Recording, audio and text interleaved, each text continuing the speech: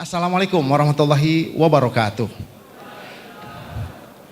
Alhamdulillah wassalatu wassalamu ala rasulillah amma ba'd.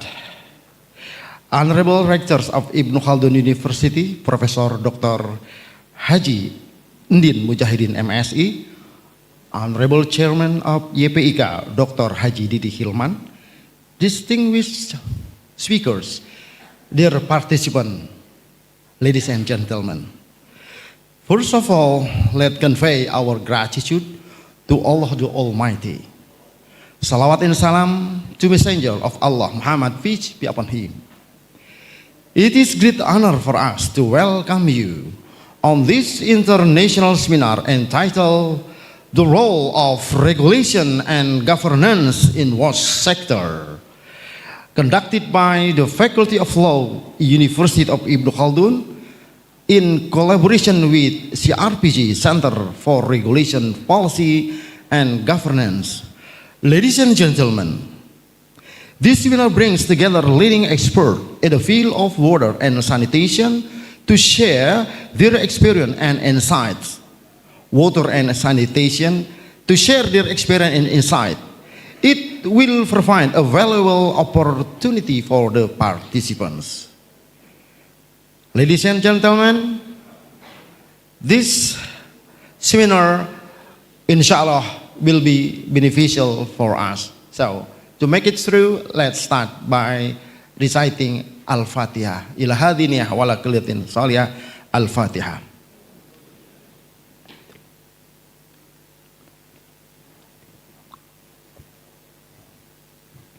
May this seminar will provide a valuable opportunity for participants interested in water sanitation issues to deepen their understanding of the crucial role that regulation and governance play in advancing sustainable and resilient water and sanitation target.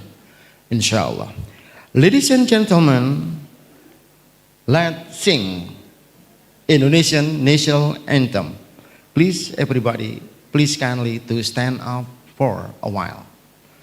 Menyanyikan lagu Indonesia Raya.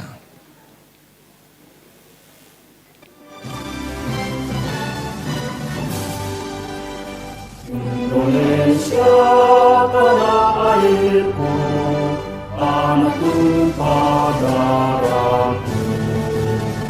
Di sanalah ku berdiri, jadi pandu di buku. Indonesia kebangsaanku, bangsa dan tanah airku. Marilah kita bersatu, Indonesia bersatu.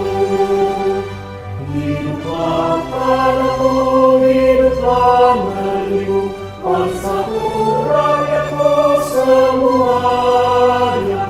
Bangunlah jiwanya, bangunlah badannya, untuk Indonesia Raya. Indonesia Raya, merdeka, merdeka, tanahku, negeriku yang ku cinta. Indonesia Raya, merdeka, merdeka, hiduplah Indonesia Raya. Indonesia Raya, merdeka, merdeka, tanahku, negeriku yang ku cinta. Indonesia Raya, merdeka, merdeka, hiduplah Indonesia Raya.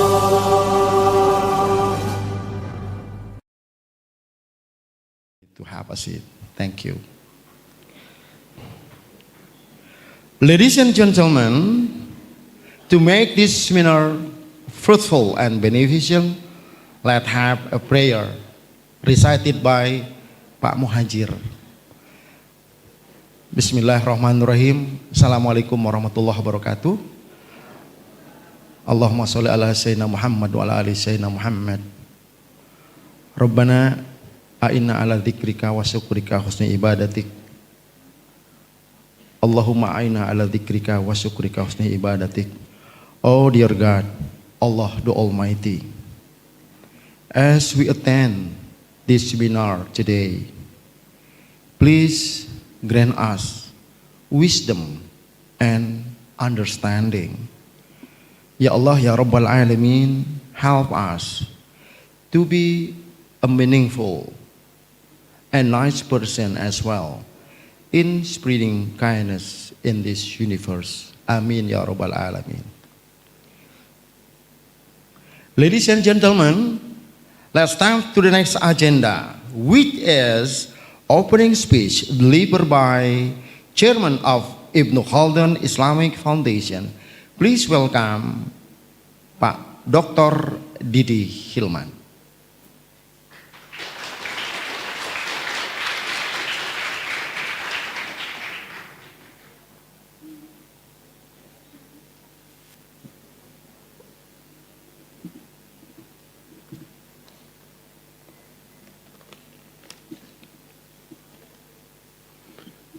Good morning, everybody.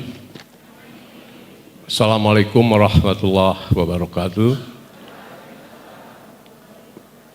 Bismillahirrahmanirrahim. Alhamdulillahirabbil alamin. Wassalatu wassalamu ala asrofil anbiya'i wal mursalin wa ala alihi wa ashabihi ajmain, amma ba'du. Excellency, our distinguished guests, and our special speaker, Professor Dr. Juliet Willett from University of Technology, Sydney, Australia, and Dr. Tim Foster, Research Director at Institute for Sustainable Future. Excellency Dana Hasberger from Acquia, Excellency, our local speaker, Dr. Mofa Al-Afghani and Dr. Hendy Tanjung, both of them are lecturers of Bogor Ibn Khaldun University. Excellency Rector, Professor Dr. Mujahidin, and Vice Rector of Bogor Ibn Khaldun University. Excellency Dean and Vice Dean of Faculties in Bogor Ibn Khaldun University, Chairwoman of Institute for Research and Community Service, and Office of Quality Assurance and Internal Audit. Lecturer and student of Bogor Ibn Khaldun University, our distinguished guests from various universities at Bogor, Universitas Pakuan, UNB, Bina Diaga, Universitas Juanda. Thank you for coming. Ladies and gentlemen, first of all, on behalf of Ibn Khaldun Foundation, I would like to thank to the speakers, committee, both steering and organizing committee, participants, and guests who attend today's seminar. The theme of today's seminar is the regulation and governance in water, sanitation, and hygiene. I hope the seminar that is held today can enrich our knowledge and increase our consciousness about the importance of preserving nature, especially water. Have a good seminar. May God bless us all. Amin. Thank you. Wassalamualaikum warahmatullahi wabarakatuh.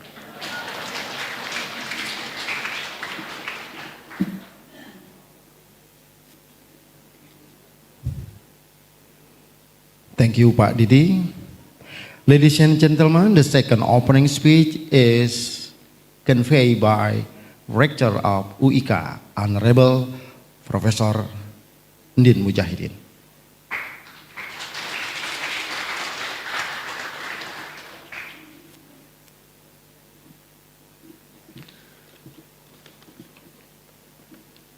Assalamualaikum warahmatullahi wabarakatuh. Alhamdulillah wassalatu wassalamu ala Rasulillah Sayyidina Muhammad ibn Abdillah wa ala alihi washabihi wa man tabi'ahu huda. Amma ba'du, very good morning. the Honorable Head of Ibn Khaldun Foundation, Dr. Didi Hilman, the Honorable our speakers, Prof. Juliet Willett, and Dr. Tim Poster, and Associate Professor Mofa Al-Afghani, and Associate Professor Henry Tanjung, distinguished guests, participants, and guests, Excellencies, ladies and gentlemen. All praises to Allah and peace and blessing to the Messenger of Allah, Muhammad Sallallahu Alaihi Wasallam, and his family and his Sahabat, and people who follow with his guidance. Ladies and gentlemen, we thank to Allah that today we can join the seminar on the rule of regulation and governance in the water, sanitation and hygiene sector. On behalf of Bogor Ibn Khaldun University, I would like to thank all the speakers who were willing to present their scientific research at this seminar. I also thank the entire committee for working very hard to organize this seminar. I hope the findings shared in this seminar will be useful and implemented in development in our country. The discussion of water is very important because the need for water is increasing, while the availability of water is constantly decreasing. Therefore, real steps are needed to maintain the availability of water on earth. Finally, I say thank you all on attending the seminar. Hopefully participants can gain useful knowledge. Good luck. Wassalamualaikum warahmatullahi wabarakatuh. Pak Rector, would you like to stand on the stage because Professor Juliet will give something token of friendship to Pak Rector and to Pak Didi Hilman. Okay, photographer. Okay, giving a token of appreciation, token of friendship. Yes.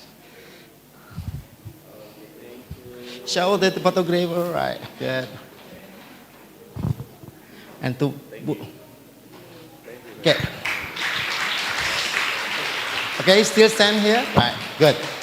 Okay, to the rectorate and to all speakers, Prof, would you like to stand here? So we will make a photo session because Pak Rector will continue the jury. So Pak Henry Tanjung, everybody come to have the Dean.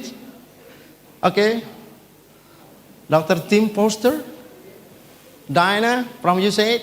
Okay. Ibu Prof Maimuna. Yes.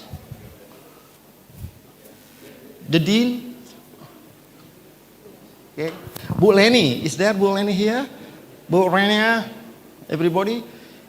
Okay. Wait, make it closer, right? Orang menang milu tuh ya. Pak ini, Pak Dekan. Bentar. Pak Dekan dari ini. Dari Juanda, dari Unpak, dari IB deh, silakan. Dari Kesatuan. Silakan. Bu Dekan.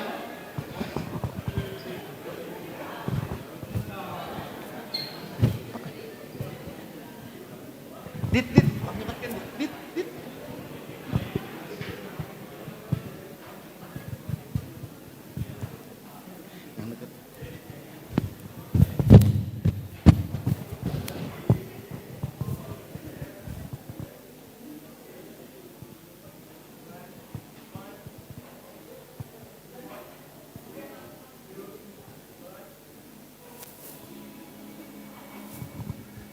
Thank you very much.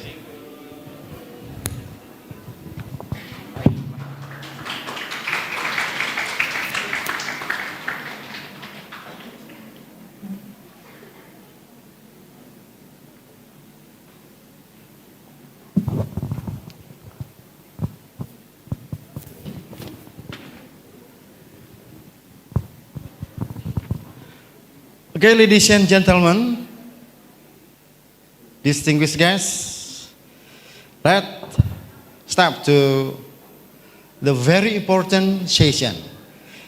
International Seminar Session will be led by Ibu Mita as a moderator. Ibu Mita.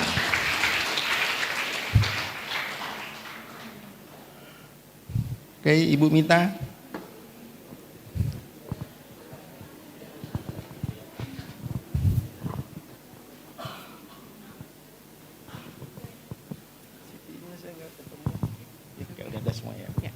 Terima kasih Pak Muhajir. Thank you our MC. I would like to ask our panelists to come and join me in the stage. Professor Juliet, Dr. Tim, Dr. Mova, and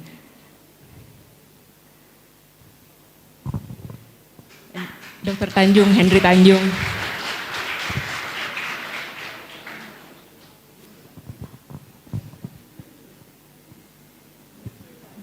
Thank you very much. Ya, Bapak dan Ibu sekalian, we have arrived at the most anticipated session. We have 4 distinguished panelists for today's seminar. Each person will deliver their presentation for 20 minutes. The question and answer sessions will be held after all presentations have finished. Please mention your name and where you are coming from. Also, to whom your question is addressed. Bapak, Ibu, dan rekan-rekan sekalian, kita telah sampai pada sesi yang sangat kita nantikan. Terdapat 4 narasumber ahli yang masing-masing nanti akan menyampaikan presentasinya selama 20 menit. Sesi tanya jawab akan dibuka setelah semua narasumber menyampaikan presentasinya. Mohon sebutkan nama dan asal, serta kepada siapa pertanyaan ditujukan. Untuk peserta yang mengikuti acara ini di Zoom dan juga YouTube, silahkan nanti setelah presentasi berakhir dapat menuliskan pertanyaan di chat box. Pertanyaan dapat ditujukan dengan bahasa Inggris dan bahasa Indonesia. Without further ado, I would like to introduce our first panelist, Dr. Mova Al-Afghani. He is a lecturer at the Law Faculty University of Ibnu Khaldun, Bogor. And he is also the director of the Center for Regulation, Policy and Governance, CRPG. Dr. Mova holds a PhD in Water Law from UNESCO Center for Water Law, Policy and Science at the University of Dundee, UK. He earned LLM from the University of Bremen, Germany, and a Bachelor of Law from the University of Indonesia. Dr. Mova has been actively involved in shaping regulatory framework and promoting good governance practices. Dr. Mova has published in national and international media, and one of his publications is entitled Legal Frameworks for Transparency in Water Utilities Regulation. Dr. Mova, the floor is yours.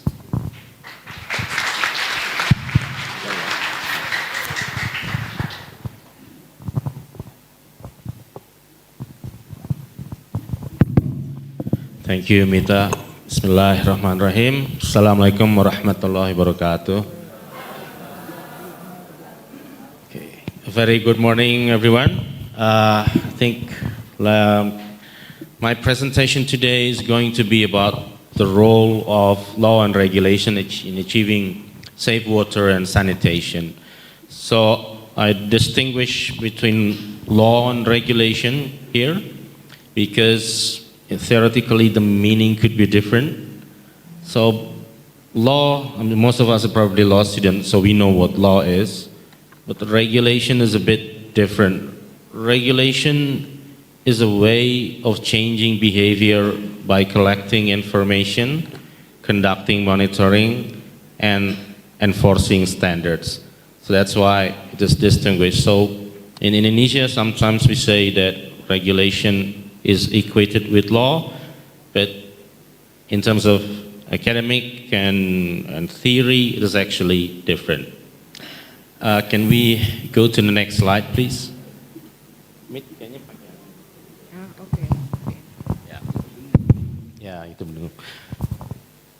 Okay, so this is from the 2022 JMP, and this is the data for lower middle income country, and as we can see that the rank of Indonesia is there, so it's pretty much below, yeah, it's right here, below Belize and Dominican Republic. So this is the safely managed, and the other one is the basic sanitation. So basic is usually very basic sanitation, cubluk gitu ya, katanya orang kalau pergi, they go to the cubluk in the villages. So there are other, like Malaysia is already quite way up, very much for advanced in terms of sanitation compared to Indonesia. Next slide. And this is for water supply, for drinking water. Again, we are pretty much behind. So we are actually just below, under Guatemala and Cuba. So the coverage for PDAM is very limited. If you go to the villages, there won't be any PDAM there, but there might be PAMSIMAS or other system. So we have a lot to catch up. Water sanitation, I think it's one of the sectors which is quite lagging behind in Indonesia. And also the numbers of the open defecation, yang buang air besar sembarangan, is pretty high. But the good thing is we have fast train. So I don't know, is that a contradiction or what? These countries don't have fast train, but they've got better water supply. Okay, next slide. So this is the number of the coverage of open defecation, unimproved, basic household data for sanitation. And next slide. This one is for water supply. We can see that there is improvement, but we still need to catch up a lot because the SDG target is trying to get safely managed, which is essentially for water, you have to be able to drink the water directly from the tap. And I don't think it's actually that high. So we have a lot to manage. Next slide. So if we are going to conceptualize and categorize the water services problem in Indonesia, so this is what we come up. I was doing the report for the World Bank, and we can see there only 23% coverage pipe water. Most of us use air tanah, groundwater, sumur, so no pipe water.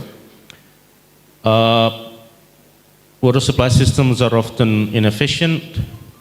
The pipe water is often below standard, and sewerage is less than 2%. So I'm sure everyone here have septic tanks, but we don't really have sewerage, and I don't know how often you dislodge your septic tank using trucks, because otherwise if there are cracks, they will go to the river, and then, people could use abstract water from the groundwater, and there's a lot of E. coli. Jadi itu dari feces ya, banyak yang ada di groundwater. Dan people use it for wudu, for example, for ablution. That's not good. And so on. Next slide. So if you look at the integrated water resources management, this is actually what's the content of it. So water law is pretty much about this area, and water services is one of the area of the water law. The pollution, the allocation framework, how dams are regulated, flood, drought, and in some cases coast and marine. So water services is one of the part of the integrated water resource management and water law regime. Next slide. So I wrote this op-ed in 2009, and we don't have a water services law in Indonesia. Jadi tidak ada hukum pelayanan air, undang-undang pelayanan air tidak ada. Malaysia has it since 2006, Singapore has it since 2001, and now it's 2024, 15 years, we still don't have it. I think that's why one of the reasons why we are lagging behind. Next slide.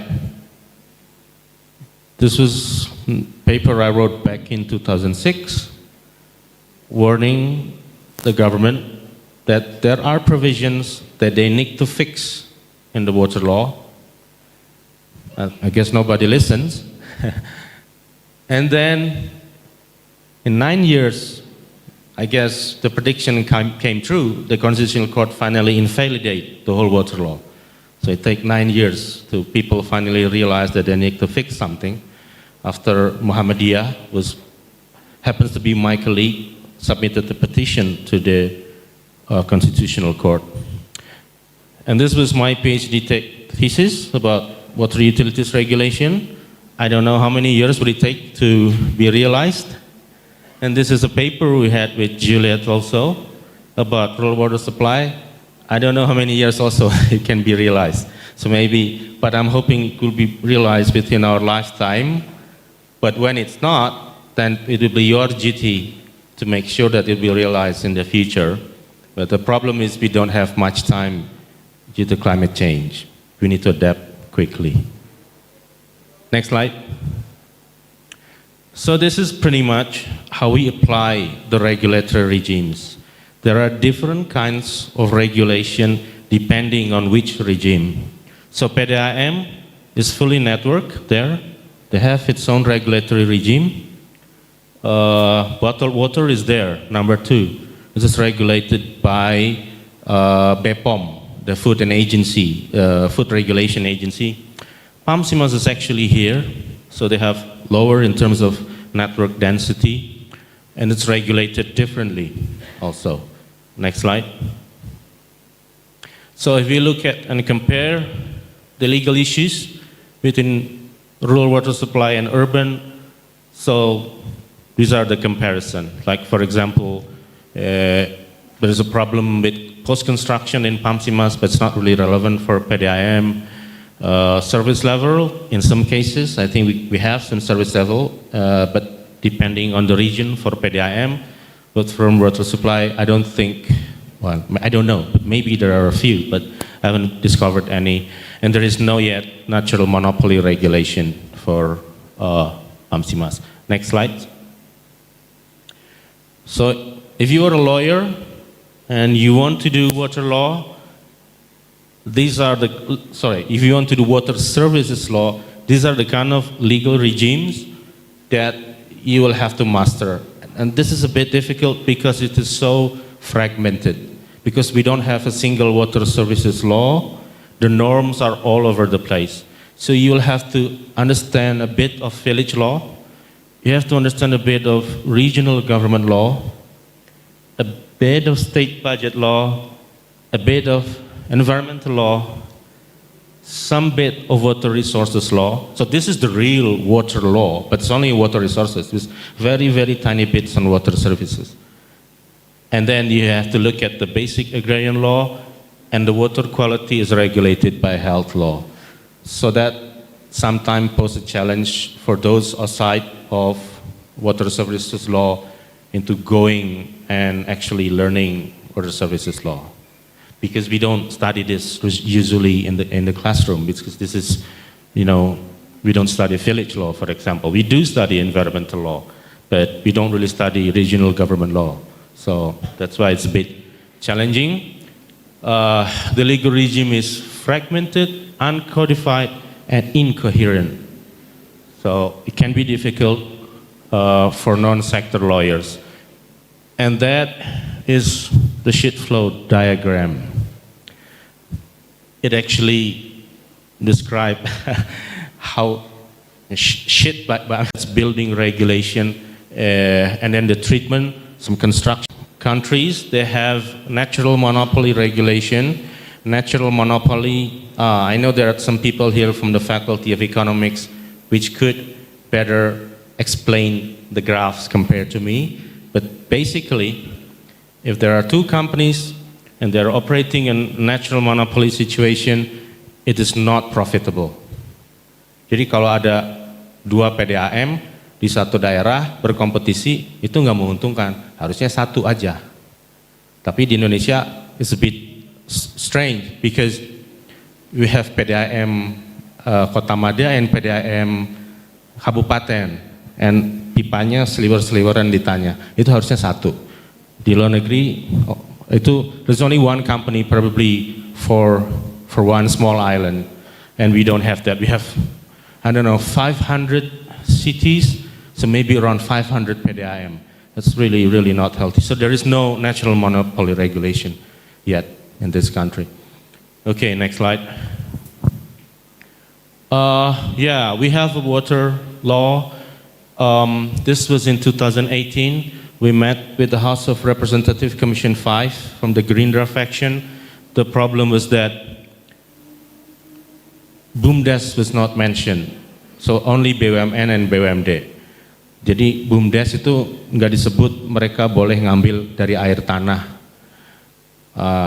Maybe they forget because the Constitutional Court, they don't mention BUMDes in their decision in the water law decrees. They only mention BUMN and BUMD in order to manifest state control, dikuasai oleh negara, and the manifestation is through BUMN, BUMD.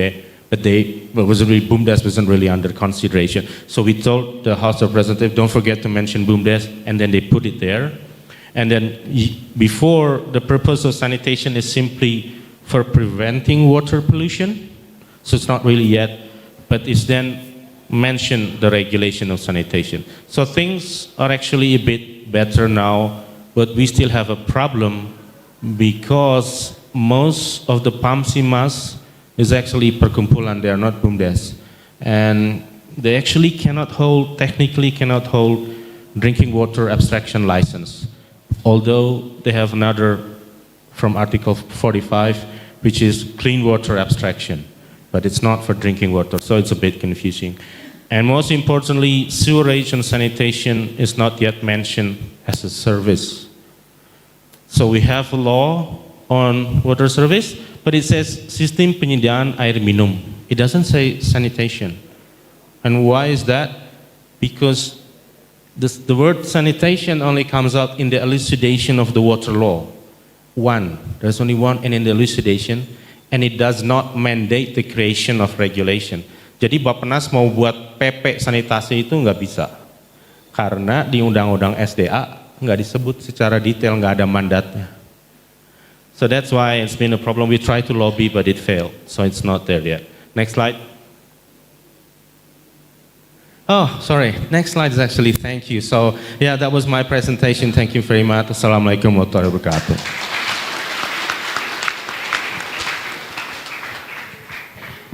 Thank you, Dr. Mova, very impressive and interesting presentation. So Dr. Mova highlight several issues such as Indonesia water service problem, and our rank is relatively low internationally. It's something that we need to improve. And then Dr. Mova also providing comparative framework regarding urban and rural water supply regulation, and also address some regulatory framework challenges for water services, such as the water law itself. There is a gap that needs to be filled, financing, and regional government regulation issues. And on our panel right now, we also have Professor Juliet Willets from the University of Technology, Sydney. So Professor Juliet obtained her PhD from the University of New South Wales, Australia, and she has a bachelor degree of engineering and bachelor of science at the University of Sydney, Australia. Professor Juliet is a recognized expert in water and sanitation in Asia and the Pacific. She is the recipient of 6 professional awards for research excellence and the Australian Financial Review's 100 Women of Influence. She is widely published with more than 130 peer-reviewed publications. Without further ado, Professor Juliet, the floor is yours.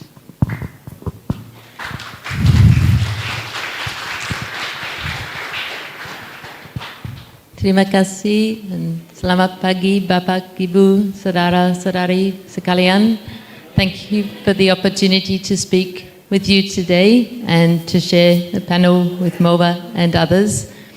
So I will be speaking about the arrangements that come around the law and the regulation that Mova just spoke about. So the critical role of governance when it comes to water and sanitation. Next slide. So I will be speaking about why is governance so important for water and sanitation, speaking at the global level because it's important in every country.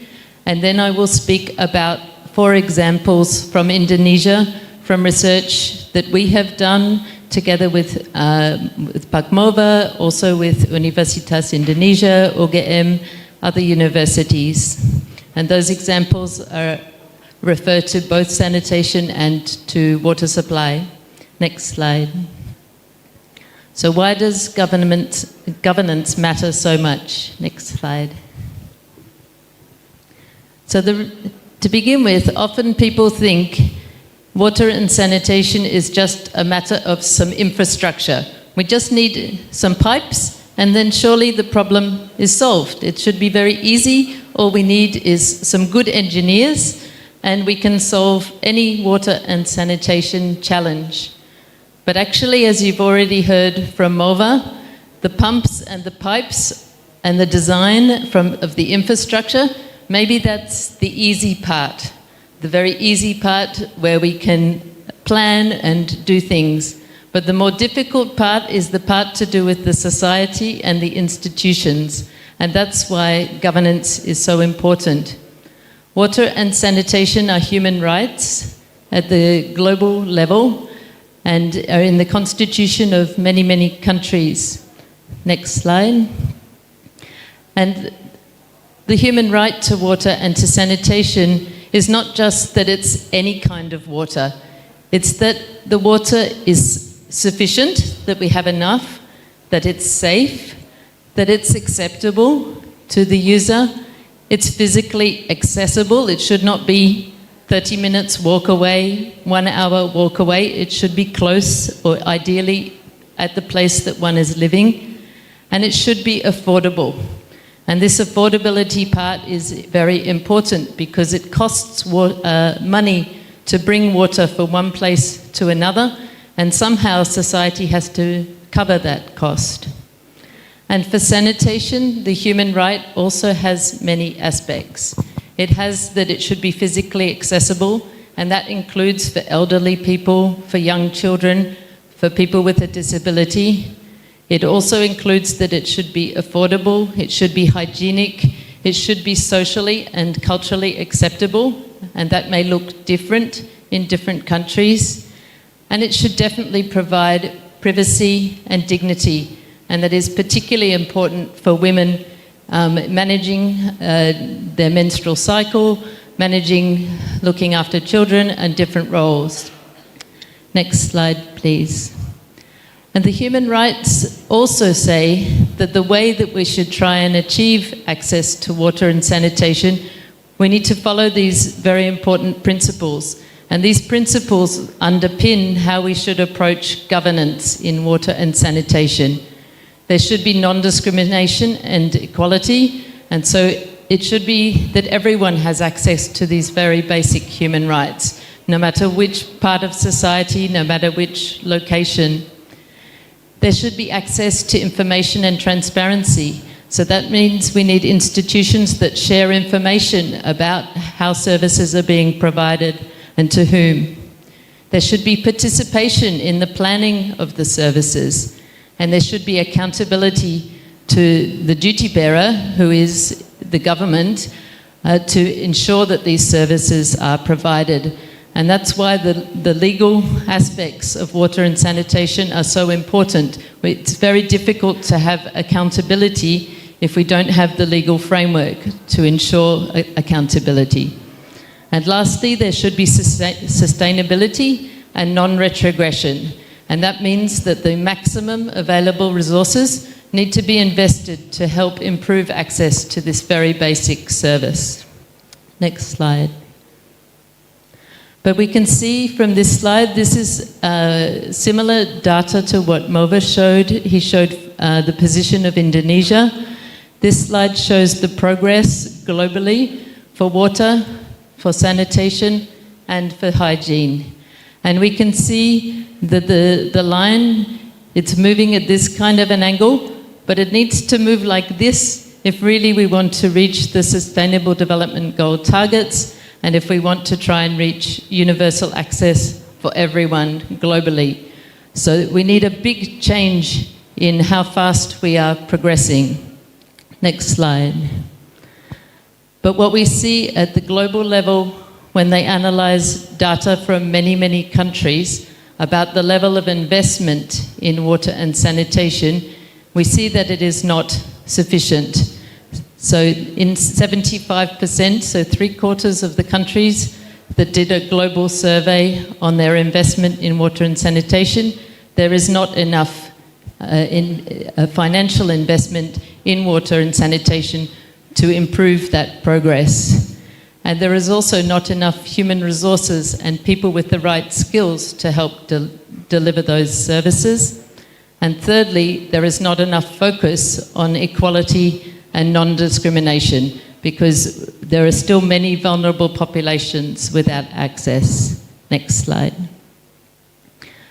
And we can see often governments make plans for ensuring access to vulnerable populations.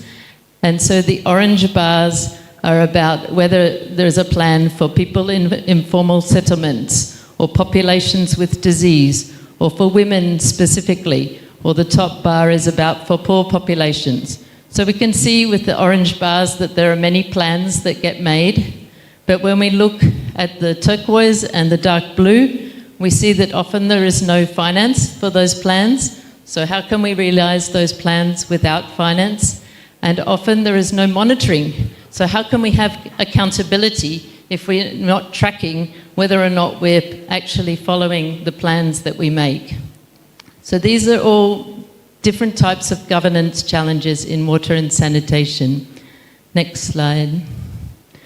And so one of the pieces of research that Mova and ourselves worked on here in Indonesia and in 6 other countries was to look at how can we improve accountability by having different stakeholders at the national level hold each other to account. How can we have civil society sitting in the same room as national government, in the same room as academia and private sector, and talking to each other about what progress have we made, have our plans been realized, what can we do better in the next period? And these kinds of processes are what can improve governance in the water and sanitation sector. Next slide. So coming to talking about research and looking at how we try and analyze and understand governance arrangements, we know that good governance is about those types of human rights principles. It's transparent, it's accountable, equitable, and it's responsive to people's needs. And so in our research, we try and analyze what is the context for how water and sanitation services are delivered, who are the different institutions that are involved and have an important role, who are the different stakeholders who could complement those institutional roles, or a stakeholder such as a householder who deserves to receive a service. And what are the incentives? What are the reasons why each of those actors will play the role we need them to make sure we can provide a service? Next slide. So we will move on now to these examples from Indonesia. And for each example, I will share some of the challenges we found in our research, and also what some of the kinds of responses and ways forward we came up with. Next slide. So this first example is about city sanitation planning. It was a process that was started in Indonesia as far back as 2008, so a long time ago. There was a realization that we do not have coordinated planning for sanitation, and so that shit flow diagram that Mova showed earlier, it means at the city level we don't really have a coherent plan for how we're going to better deal with human waste. And so we did research in Sumatra to try and understand how well are these city sanitation plans going. And unfortunately, we found very mixed results. We found out that sometimes an external consultant was commissioned to write it rather than the government writing the plan themselves. We found that sometimes some of the agencies involved, the health agency or the public works agency, sometimes they weren't very motivated to try and make the plan a good one. We found that the coordination group at the local level across these different agencies, sometimes they were working very well. In Payakumbuh and in some of the other cities, they had good leadership from the sector and a lot of political support, and they were able to make decisions and to make their plans very strategic. But in other cities, sometimes this POCJA, coordination group, they would send a very low echelon staff or a different staff member each meeting, and then you cannot achieve anything. And this was quite common. And we also saw quite weak links between the planning and the budgeting and the financing. So a lot of funding was coming from national level, but with many conditions and very prescriptive, it made it hard to decide what was best for the city because it was already conditioned by what funding was available. Next slide. So the 4 main areas that we gave focus in our recommendations was to make sure there was greater ownership of the planning process by the local authorities, to look at ways to adjust the budgeting process, which is very rigid and which doesn't allow certain budget lines to be used to sustain sanitation services when in fact that's what's needed. That the accountability needed to be focused on the delivery of the service, not just on building a new MCHAKA or a Sanimas system, but to make sure that the accountability was for ongoing services. And lastly, that a focus was needed on better coordination across the agencies. Next slide. So the second example is about communal sanitation systems. And there are many, many, many of these systems, many thousands of these systems that have been built, including here in Bogor, there are many, and in all other districts across the country for low-income households in urban areas. And these bring together the waste from a set of houses, maybe 30 houses or 50 houses. But what we see is this graph at the top, that we build something, it works for a short time, and then because it has just been given to the communities to manage, and they have many other responsibilities, not just to look after the wastewater system, then the services stop functioning. The pipe gets blocked, the concrete gets cracks and starts leaking towards the river, and the level of the service declines very quickly, usually only within 6 months, 1 year, 2 years. Many, many systems no longer functioning or not functioning properly, only partly functioning. Next slide, please. And so we did work to look at, well, maybe we can take some of those responsibilities, instead of giving the full responsibility to communities to manage the systems and to finance the systems and to fix the systems, maybe we need to better divide the responsibilities between community and government. And what we came up with after interviewing many government staff and many communities was that the community is capable to do small maintenance. They can unblock a pipe, they can remove rubbish, they can do some minor repairs, they can collect some user fees, and they are in a position to request support. But there are many responsibilities that we thought actually should sit with the district government, the city government, such as monitoring and maintaining records about these systems, providing technical and social support, funding if there are bigger costs that are needed, and helping to formalise the fee collection. And this model of co-management, where both play a role together, we think is possible to realise, but it requires institutional changes for local governments to take this seriously. And even though this research was several years ago, we haven't seen many cities actually change towards this co-management approach. Next slide. And this is what it would look like if we could invest in that good co-management arrangement. We would make a new service and it would continue providing a good service for a long time. And that's what we would want, because that first investment is a lot of money. We don't want to waste it by not maintaining it. Next slide. So my third example is about water supply.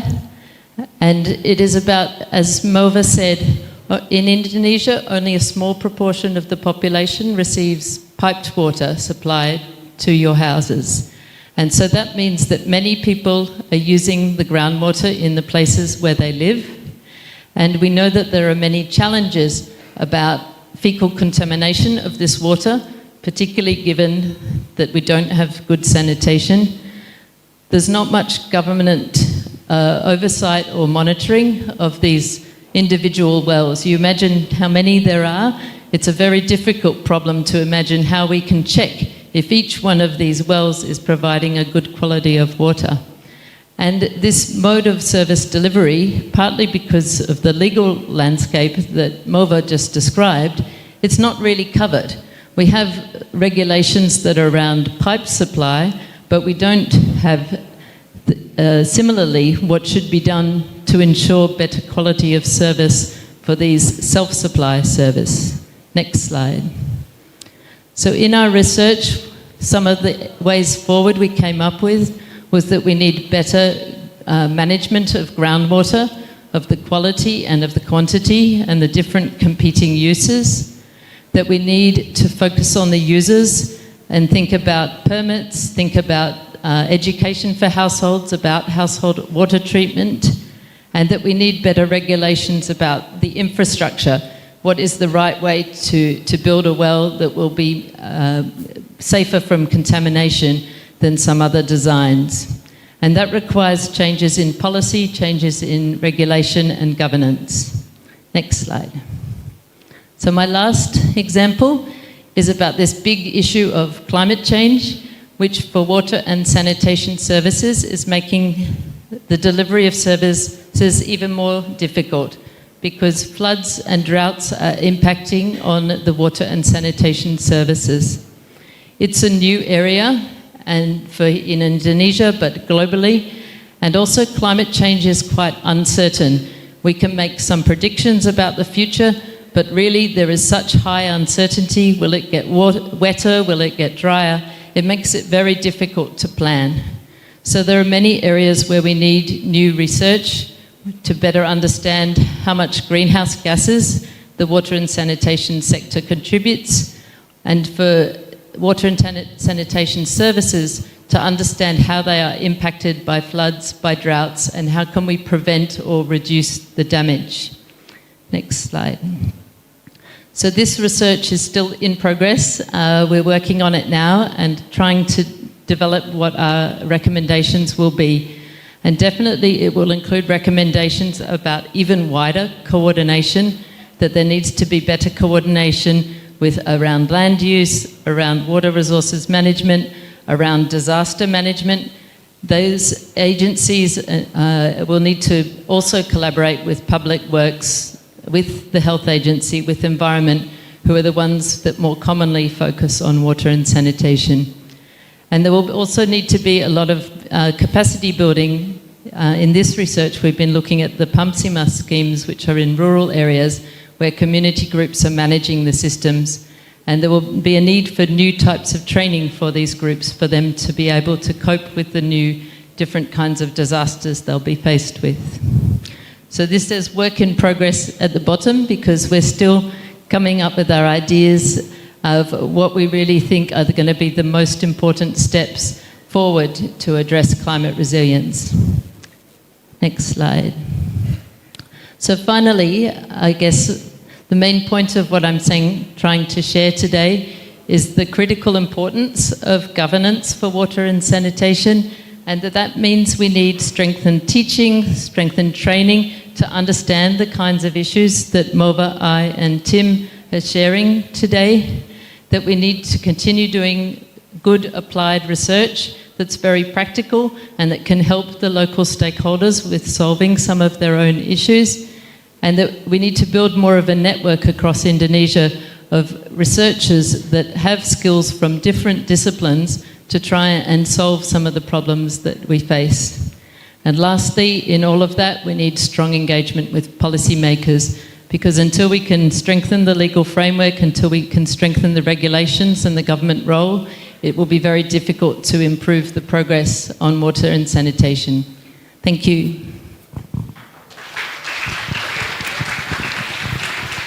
Thank you very much, Professor Juliet, for your presentation. So Professor Juliet highlights several issues. One of them is the human right to water and sanitation. I think it's probably we are not aware yet that water and sanitation is a human right. And then Professor Juliet also highlight the importance of multi-stakeholder engagement to improve water and sanitation service in Indonesia, and also present example of governance and challenges and response in Indonesia, including climate mitigation and resilience, and what we can do to improve the governance. We move on our third panelist, Dr. Tim Foster. He is from the University of Technology, Sydney. Dr. Tim is a research director at the Institute for Sustainable Futures.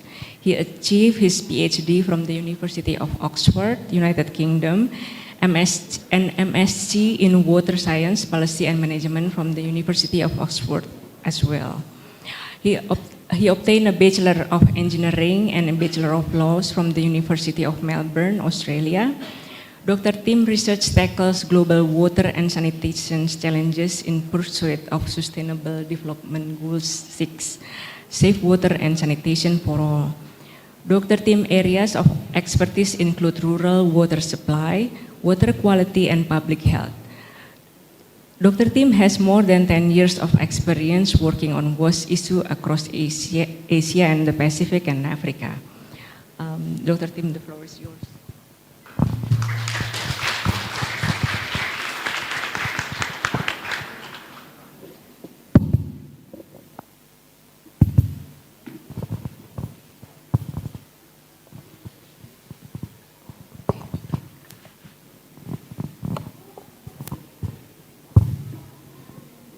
Thank you very much for the introduction, Mita, and thank you all for being here today. Selamat pagi. It's great to see you all. So today I am going to talk a bit about the role of research in influencing policy and achieving progress in the water and sanitation sector. So over the next 20 minutes or so, I'm going to delve into why research is really important for the water and sanitation sector, and how it can have tangible impacts on policy and practice. Next slide, please. So I think a useful starting point to discuss the role of research in water and sanitation is, I guess, the relationship between water and sanitation coverage and broader economic development. So on this slide here, we have two graphs. On the left-hand side, we have a graph showing the relationship between gross domestic product, or GDP, per capita, and access to piped water. On the right-hand side, we have a similar graph, but instead of access to piped water, we have access to basic or improved sanitation. The size of the bubbles are the size of each individual country's population. So what you can see is that there is a pretty strong correlation or relationship between access to water and sanitation and a country's level of economic development. And countries tend to approach universal access once they get to about $10,000 per capita as their GDP. So the question is, can we afford to wait for countries to develop economically more broadly before we reach that elusive goal of universal access to water and sanitation, particularly in light of the human right to water and sanitation, which Juliet described earlier. So that gives rise to the question of how do we bend the curve between economic development and water and sanitation? Or how do we decouple that relationship? How do we fast-track progress in water and sanitation access beyond what a country's economic development would indicate? And there, I think, is a really important opportunity for research, because research and evidence have the potential to change the way water and sanitation services are delivered, the way they're implemented, the way they're regulated, the way they're governed. That will help us decouple water and sanitation access from broader economic development and fast-track our progress to universal access. Next slide, please. So, historically, there have been many examples of where research and evidence have propelled water and sanitation access forward. One area of research which has been really important is the evidence base around what impacts water and sanitation have. Most commonly on health, issues like diarrheal disease, intestinal helminths, trachoma, stunting.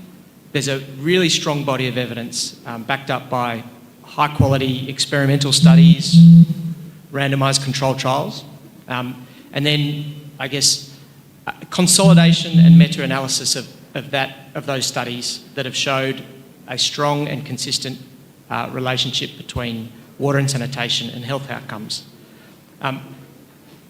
A lot of that actually stems back from a very seminal study in the 1960s and the 1970s, which continues to have salience today. And that has been really important in order to encourage governments and donors to fund water and sanitation. Because ultimately, water and sanitation requires a lot of money in terms of provision of infrastructure, ongoing operation and maintenance, asset replacement and so forth, as well as the broader institutions and enabling environment. And like a lot of other sectors, water and sanitation is competing for a limited or finite resources, so budget allocations from government and donors. So we're competing with education, health, agriculture and many other sectors. So being able to articulate the impact of water and sanitation has been really important over the previous decades, and research has played an important part. The second example I've got on the right-hand side of the graph is about the role of, I guess, technological development, which research has played an important role in. I've got an example here of hand pump technologies in rural Africa. There was a lot of research by various organisations, including the World Bank in the 1970s, 1980s, UNICEF as well, that led to the development of fit-for-purpose technologies that could be scaled across areas where there were high levels of poverty, sparse populations, and limited levels of education. And in the ensuing decades, these technological designs have provided water to at least 1 billion, probably closer to 2 billion people, so a quarter of the world's population. And the development of those technologies can be attributed to some really in-depth, rigorous research almost 50 years ago. But of course we know water and sanitation, as both Mova and Juliet described, is much, much more about allocation of financing and technology. So if we move to the next slide, I think the global agenda for sustainable development not only emphasises the importance of service levels and inclusion for water and sanitation, but I think it provides the impetus for research across a whole range of disciplines to influence policy and practice and propel water and sanitation services forward. So many of you will have heard of Sustainable Development Goal 6, which includes targets for universal access to both safely managed water and safely managed sanitation. And these entail concepts of equity and inclusion, sustainability, and for SDG 6, target 6.1, water quality as well. So that brings in a whole range of issues, whether it be engineering, economics, sociology, politics, finance, climatology. So it really does, I guess, demand interdisciplinary responses from a research perspective to advance us forward to these sustainable development goals. Of course, we're a long way off that, and we've already seen graphs today for Indonesia and other countries. 2.2 billion people lack access to safely managed water. 3.5 billion people lack access to safely managed sanitation. So a huge challenge ahead for the global community. And in Indonesia, these targets are also demanding a lot of thinking, resources to achieve, with hundreds of millions of people lacking access to safely managed water and sanitation. So if we move to the next slide, one of the interesting things about this, I guess, transition from a focus on coverage of infrastructure to the quality and inclusiveness of services is that policies that have been in place for a while are now starting to be scrutinised a little bit more closely, because governments are required to ensure policies are fit for purpose. I've got two examples here of policies that are found all across the world, yet there is very little evidence and very little research that underpins those policies. On the left-hand side, we've got a review of national guidelines dictating how close on-site sanitation system should be to a groundwater well. And what that study found is that policies and guidelines exist across the world, but there are very few studies that support the particular thresholds or benchmarks in place. And Indonesia is a good example of that. On the right-hand side is a paper from a few years back that questioned whether rural water supply always needed to be managed by the community. Community-based management is the norm for rural water supply in more than 100 countries globally. Yet there is very little evidence to suggest that community-based management is the best approach. In fact, management models generally is an area where there's very, very little evidence about optimal approaches. So if we move to the next slide, please. There are so many questions the SDG 6 targets open up, and so many evidence gaps that require rigorous research to answer. We've got just a few here, and this is just the tip of the iceberg. But what they show again is that the issues and evidence gaps are multidimensional, and they require interdisciplinary approaches and multidisciplinary research teams. So if we move to the next slide, please.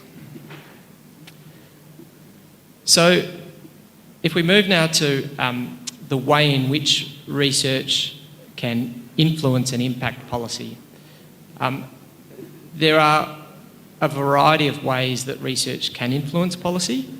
I've got 5, I guess, broad examples here, or 5 ways in which research in water and sanitation can impact policy. This is not an exhaustive list, it's just an illustrative one. But to go through from top to bottom, research can help characterise and understand some of the key issues and challenges. So essentially raising awareness for policymakers so they understand issues that they need to address. The second is identifying solutions. So that may be understanding pathways forward, proposing strategies to address some of those issues so it's more forward-looking. Research can inform priorities. So where and how should government direct their efforts, their budget allocations, what issues are of the most importance politically, The next is around evaluating effectiveness, so understanding of all the different ways you could approach a water or sanitation challenge, which option is the most effective, what delivers the biggest impact. And then the fifth example there is around building capacity, and so that's more of a process of a research exercise. So it's not just the results and findings of the research, but it's the steps you take to bring policymakers along with you and the knowledge and skills and capacity that they develop along the way. So that's a more indirect way in which research can impact policy.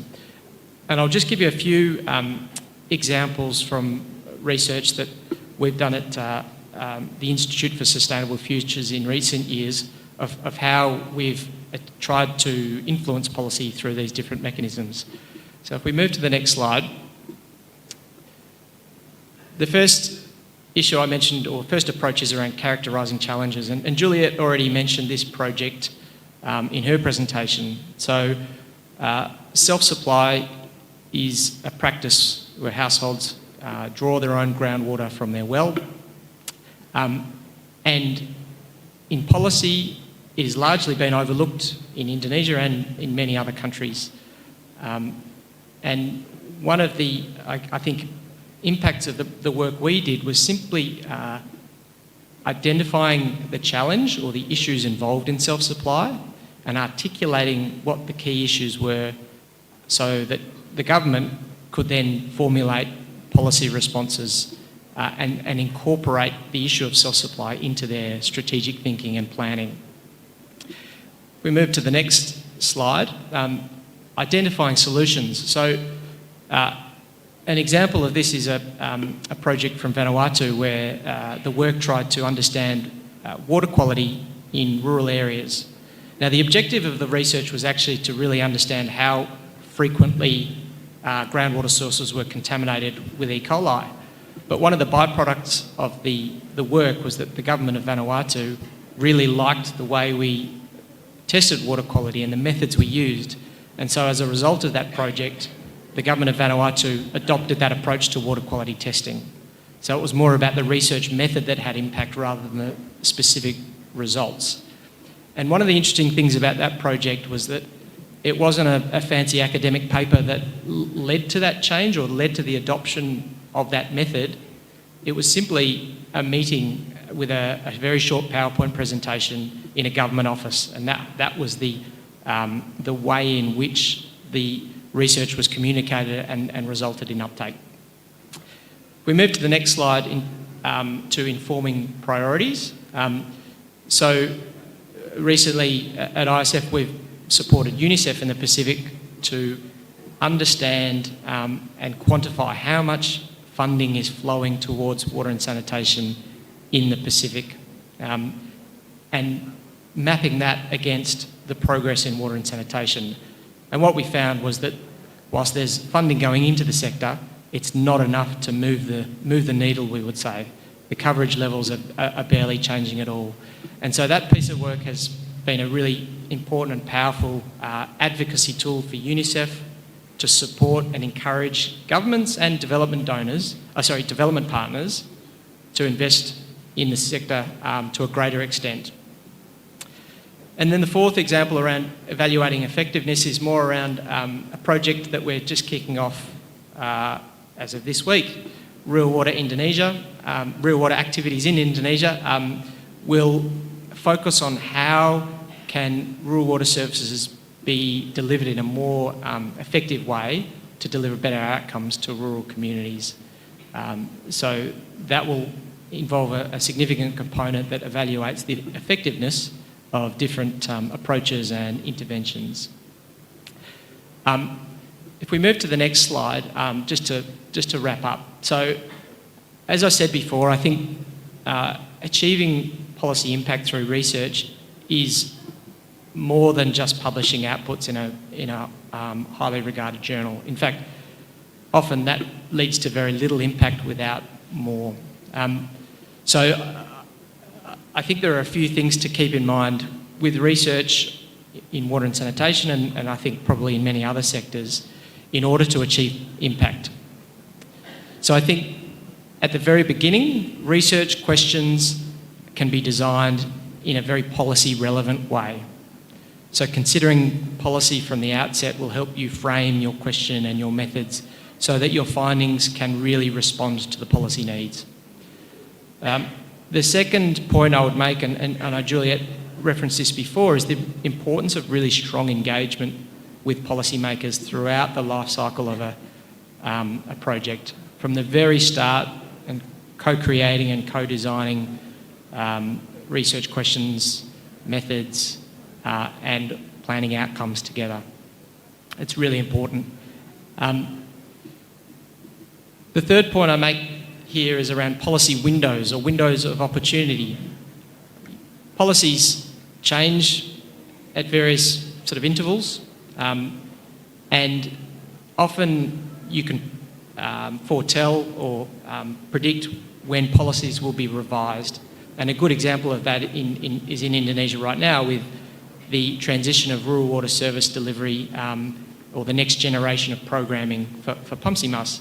So that policy window of opportunity is a good example of if you do research at the right time, in the right place, then there's a pathway to impact that's very clear. And the last point I would make is the importance of communicating research findings in an accessible way. It doesn't need to be an academic paper per se that is the most impactful. It could be a PowerPoint presentation, it could be a policy brief, it could be a conversation. So with that, thank you, and look forward to meeting some of you after today's session. Thank you. Thank you very much, Dr. Tim. Dr. Tim highlight the importance of research to improve water and sanitation sector, and then also stress the importance of strong engagement with multi-stakeholder in conducting research. And right now we will move on to our fourth panelist, Dr. Henry Tanjung. Dr. Henry Tanjung is a lecturer and also Vice Director of the Graduate School at Ibnu Khaldun University.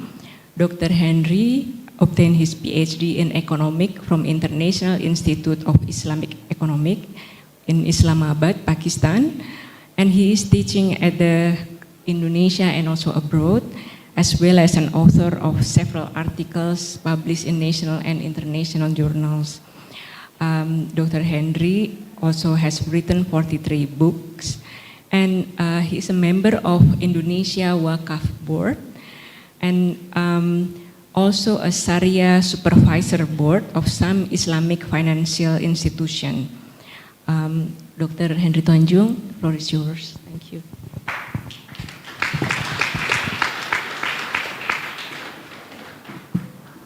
Thank you, Budia. Assalamualaikum warahmatullahi wabarakatuh.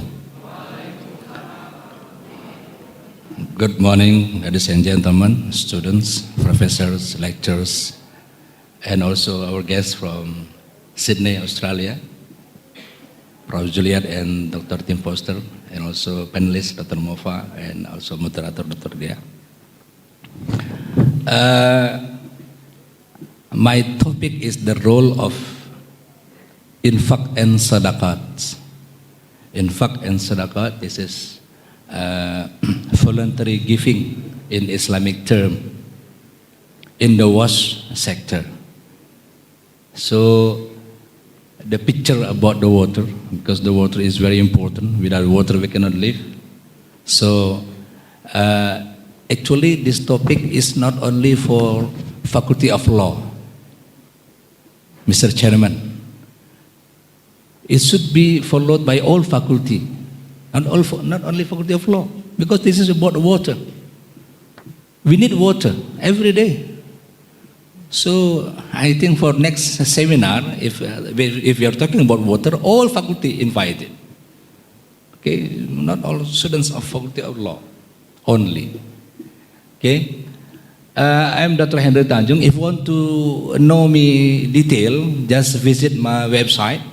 Private website, www.henrytanjung.com. So you can see everything, my video, my work, my articles, my books, etc. Okay, next slide, please. First of all, I would like to thank for the invitation for the very important seminar, the role of regulation and governance in the war sector. And my topic about mobilizing zakat and wakaf for war's infrastructure. So I will explain the implementation of this issue in the real world. Okay. Next slide, please. Here the short bio that read by our moderator. I've written 43 books in the topic of economics and management. And also I am a member of Indonesia Wakaf Board. This member appointed by our President of Indonesia, Professor Juliet. This member is appointed by the President of Indonesia. Yeah, not many, only 20 persons, all Indonesia, from all professional, from all professions. They are professor, they are lawyer, they are notaries, they are so many professions. And also in the university, I am a vice director of postgraduate school. And in industry, financial industry, I serve 4 financial institutions, 1 bank, 1 Islamic bank, and 3 non-banks, 1 insurance, 1 venture capital, and 1 cooperative. And I would like to explain about the role of cooperative, Islamic cooperative, especially for the war sector. Next slide, please. First of all, let me tell you about the Indonesian poverty assessment. This is from World Bank. How the assessment of Indonesia poverty done by World Bank. So look at carefully. This is video only 3 minutes. Listening carefully, and I will ask you one question. There are 3 main pathways. 3 main pathways to alleviate poverty. In this video, the 3 main pathways explain 1, 2, and 3. And after this video, I will ask you what are the 3 main ways, and I will give you 50,000 rupiah. Only 3 pathways. So listen it carefully. Only 3 minutes. The video will not repeat again because time constraint. So just listening carefully. You can make a record. You can make a note. 1, 2, 3. What are they? 3 main pathways. 50,000 rupiah. Okay, please. Indonesia has undoubtedly made impressive gains in reducing poverty. With extreme poverty practically eliminated ahead of the government's 2024 deadline, Indonesia can set its sights on improving the lives of the poor and economically insecure. We identify 3 main pathways to sustainably lift households out of poverty and help them reach economic security: creating better opportunities and raising productivity levels, improving social protection and financial inclusion to mitigate against global uncertainties, climate-related disasters, and economic shocks that potentially threaten progress in poverty reduction, developing a more effective fiscal system that supports pro-poor investments. Currently, low-value service jobs trap many workers in poverty without providing a path to economic security. This highlights the importance of generating more private sector jobs. For example, integration into global value chains can provide opportunities to increase productivity through competitiveness. Similarly, digitalization enables Indonesians to partake in the growing digital economy, but it requires strengthening the capacity related to connectivity and digital expertise. Crucially, the efforts to create more and better jobs need to be combined with investment in technical and vocational training that equip workers with the skills to take advantage of these opportunities when they do arise. Urban areas play an equally vital role as engines of growth and better livelihoods. Increased investment in urban infrastructure is needed to make them attractive, viable places to live. More workers moving to urban areas can also contribute to job creation in nearby rural areas, offering opportunities for diversification from agriculture. Nevertheless, agriculture remains a key livelihood for many rural and often poor households. Improved efficiency in agriculture boosts incomes for affected households and gives them a chance to become economically stable.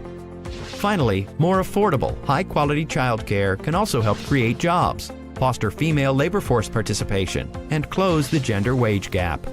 Still, the poor and economically insecure carry a disproportionate burden when natural disasters, economic shocks, and global uncertainty strike.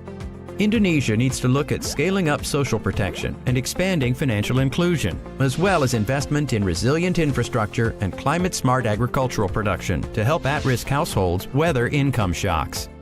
Naturally, these measures demand resources and revenue. The Indonesian policymakers have options to raise financing for pro-poor investments and improve subnational administrative capacity, while reducing spending on unproductive and inequitable subsidies. Our hope is that this poverty assessment can inform constructive public dialogue and help policymakers identify roadblocks to development more clearly and successfully navigate the way to realizing Indonesia's aspirations to become a high-income country.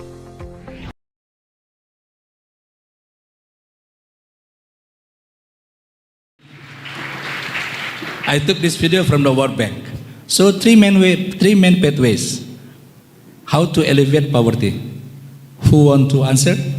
50,000.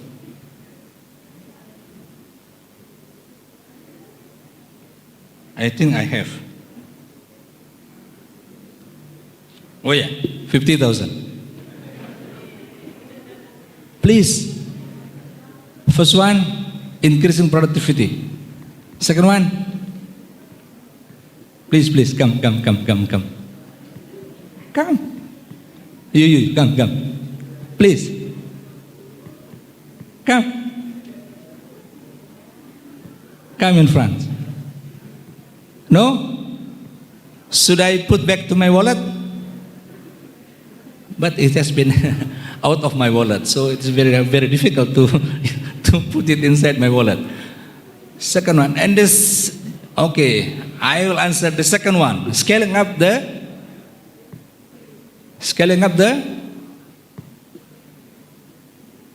what? Social protection. What is the third one? Only the third one. Who? Huh? Oh, should I give this money to Dr. Mofa? Who? Please come. The third one.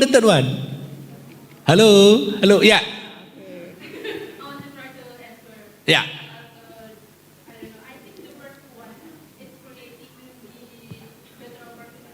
Yeah.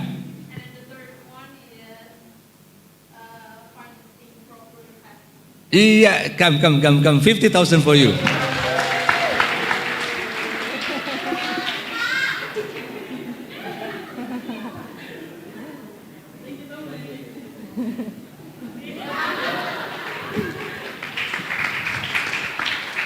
Okay, three main pathways to sustainably lift households out of poverty and help them to reach economic security. What are they? Next slide, please. Creating better opportunity and raising productivity levels. This is our job. This is the students' job. This is our job as a university students, university body, university lecturers. We have to increase our productivity levels. The second one, improving social protection and financial inclusion. To what? To mitigate against global uncertainties.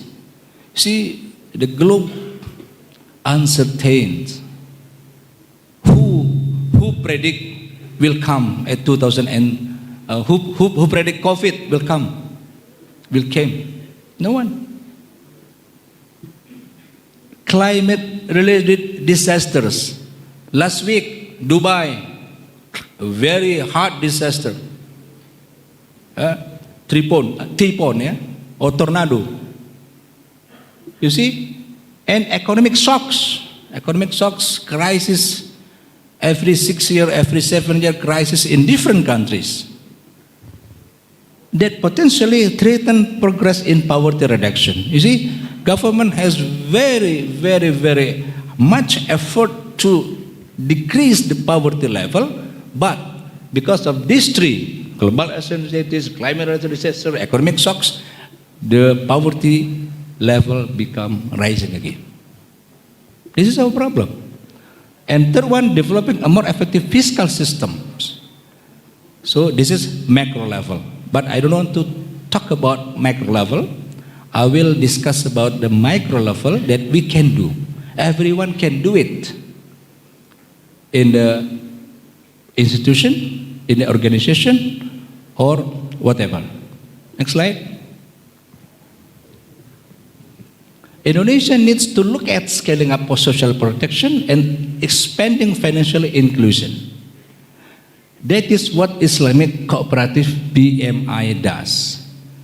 So, Islamic Cooperative BMI in Indonesia, we call it Koperasi Syariah BMI, which is I am a head of supervisor board, Islamic supervisor board in that Islamic Cooperative BMI.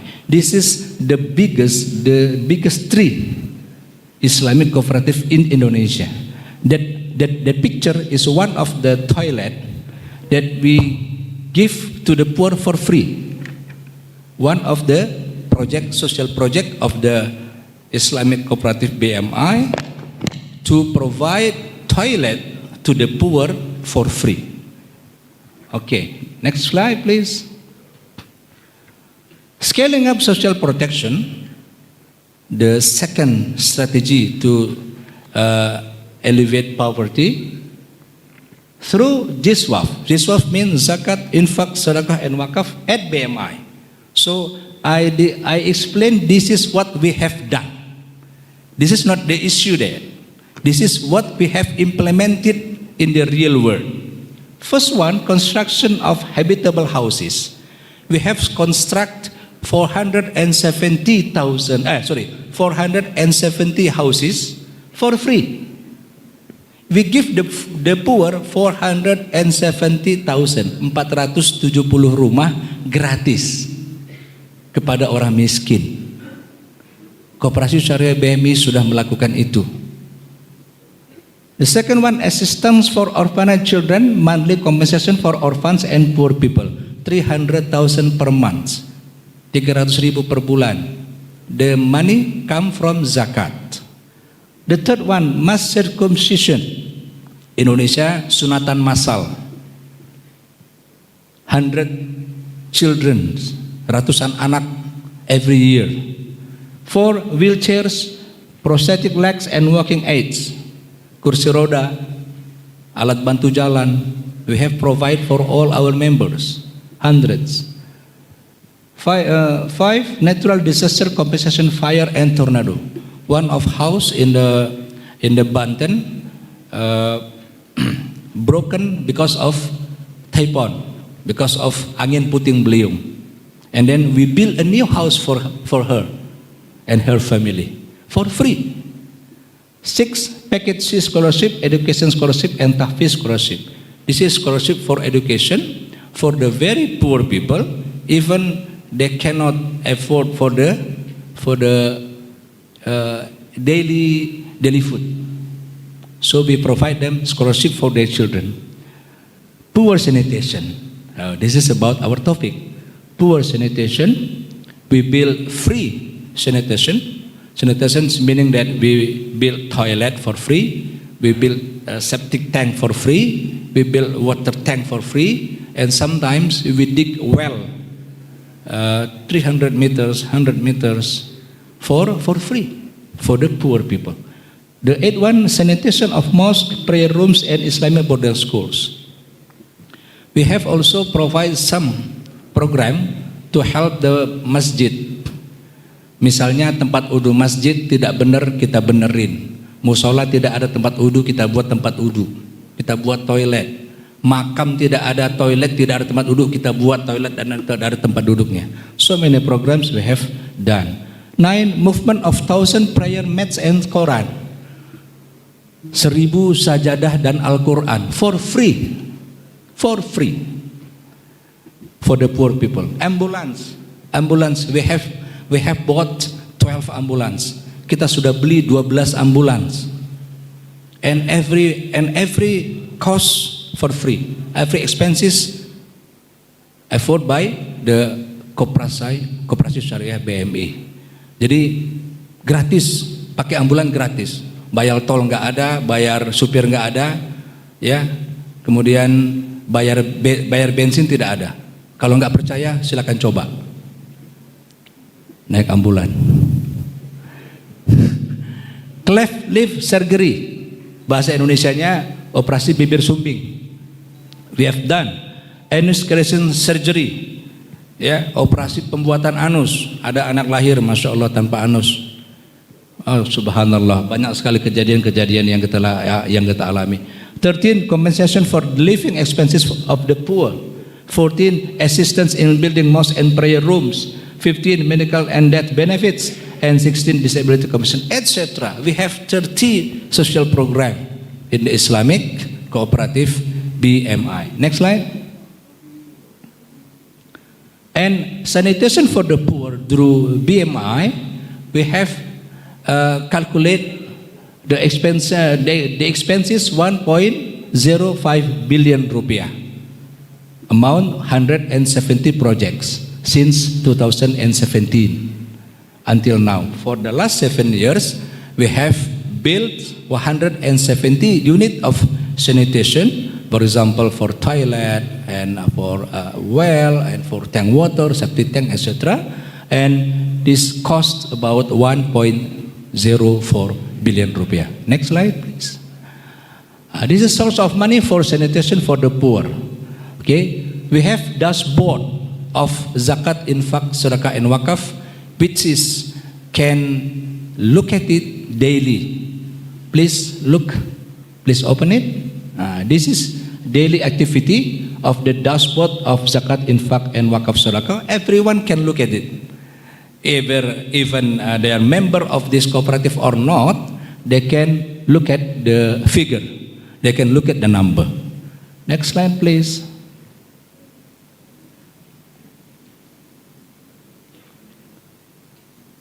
And the role of this is very, very important.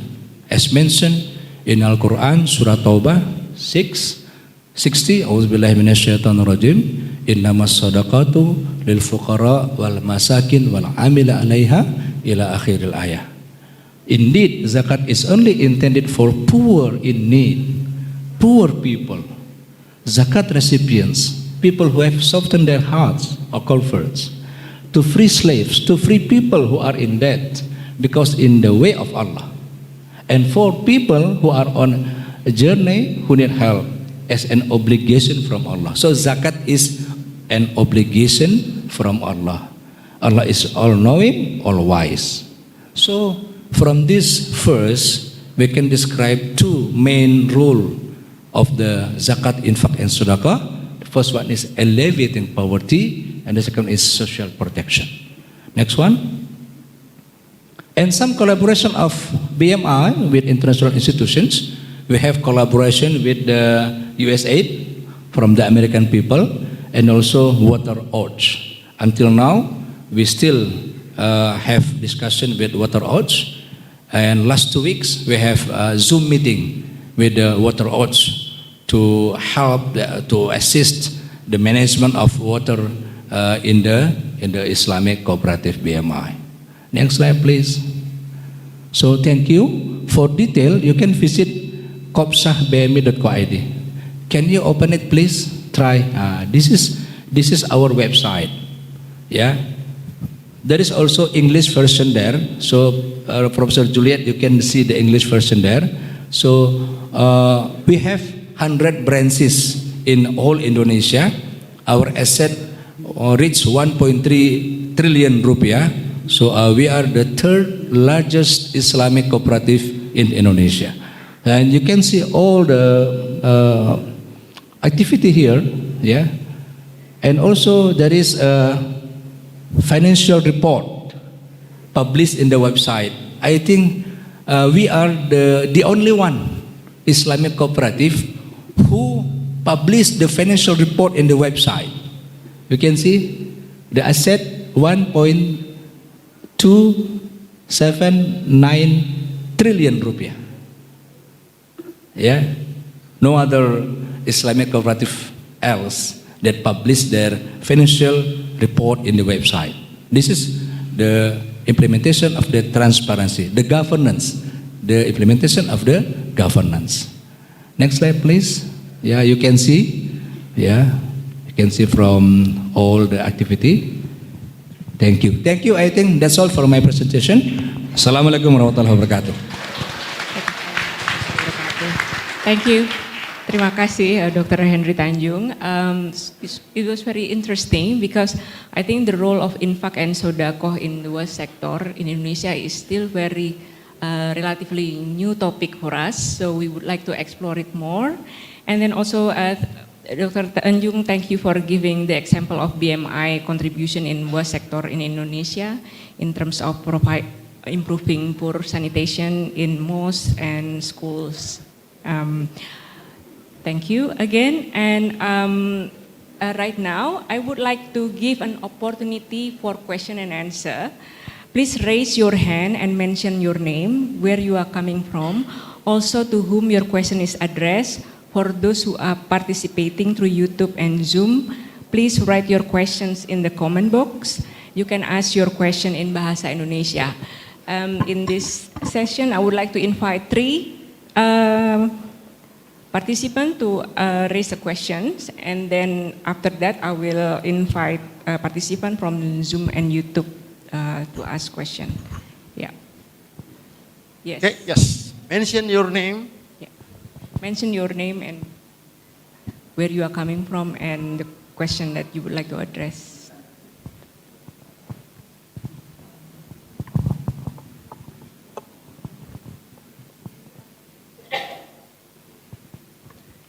Assalamualaikum warahmatullahi wabarakatuh. Selamat pagi semuanya. Terima kasih sebelumnya telah mempersilahkan saya untuk bertanya dan ini kesempatan yang sangat baik untuk saya. Izinkan saya memperkenalkan diri terlebih dahulu. Nama saya Nazwa Fadila dari Fakultas Hukum. Saya ingin bertanya kepada Profesor Juliet. Permasalahan yang dialami oleh banyak desa di daerah tempat tinggal saya adalah saat musim kemarau awal tahun lalu, air itu betul-betul kering dan kekurangan air bersih untuk mencukupi kegiatan harian seperti mandi, mencuci, dan lainnya. Bahkan banyak warga yang mengantri untuk mengambil air di masjid juga untuk bantuan terhadap BPBD untuk dikirim pasukan air. Akan tetapi saat musim hujan, air itu sangat melimpah, bahkan meluap di sungai-sungai hingga menyebabkan banjir di beberapa desa. Yang menyebabkan juga sebuah kampung itu berubah menjadi sungai karena debit air di sungai itu banyak dan tidak lagi tertampung, dibiarkan begitu saja.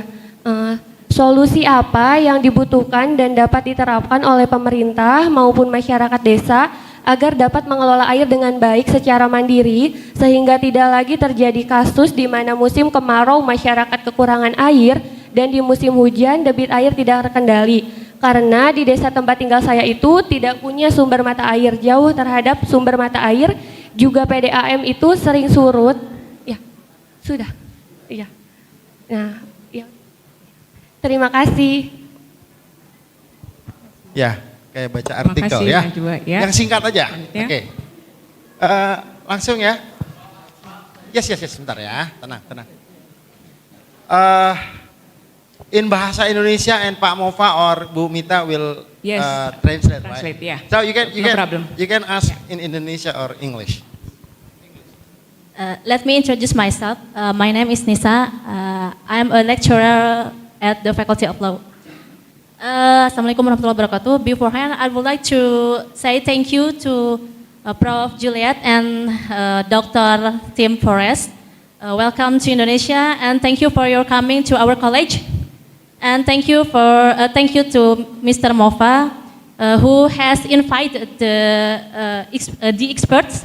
And thank you to Mr. Henry Tanjung. Always give me an inspiration. Okay, in 2019, I bought a house in one of the areas in Bogor from housing developers. And when I'm going to fill the house, I asked the drill man about the water there. And I asked the drill man to drill the water in the ground. And the drill man said, if the no matter about the water, because the water is good for the consumers. My question is, what kind of conditions of the water is good for consumer, such as for cooking or drinking, like that. Maybe every man who view of a cup of coffee.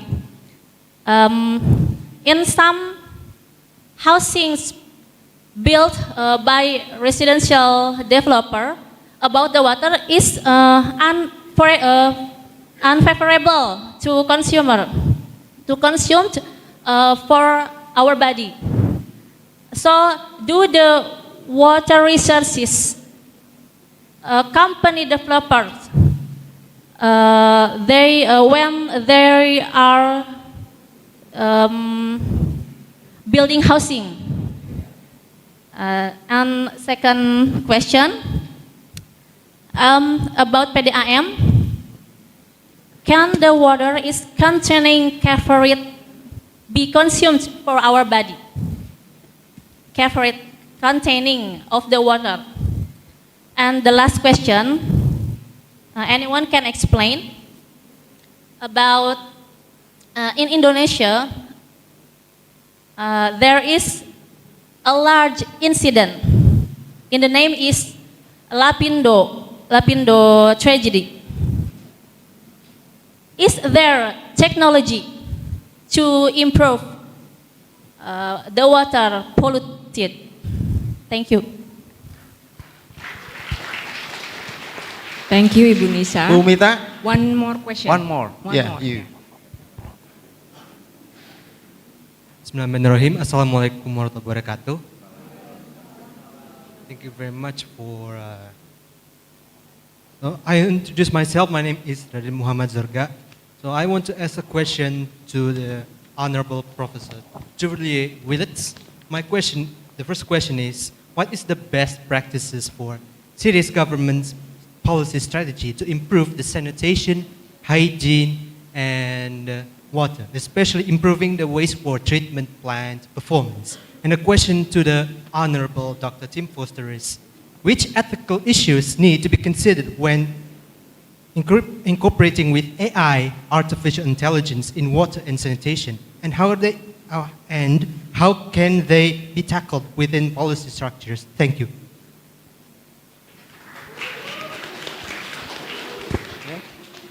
Okay. Ya, Bu Mita, please. Ya, terima kasih. So first is question for Professor Juliet from Najwa. She said that during the dry season, the residential area is very lack of clean water, and it's cause problem because people sometimes just waiting for the water drop and water aid in order to help them. And then during the wet season, the water is overflowed. It causes problem because too much water.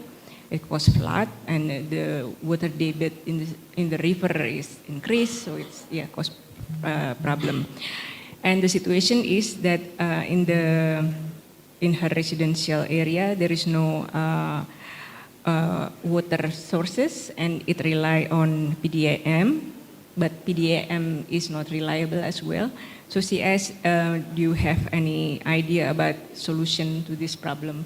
Because they have problem during the dry season and wet season, and how to tackle this.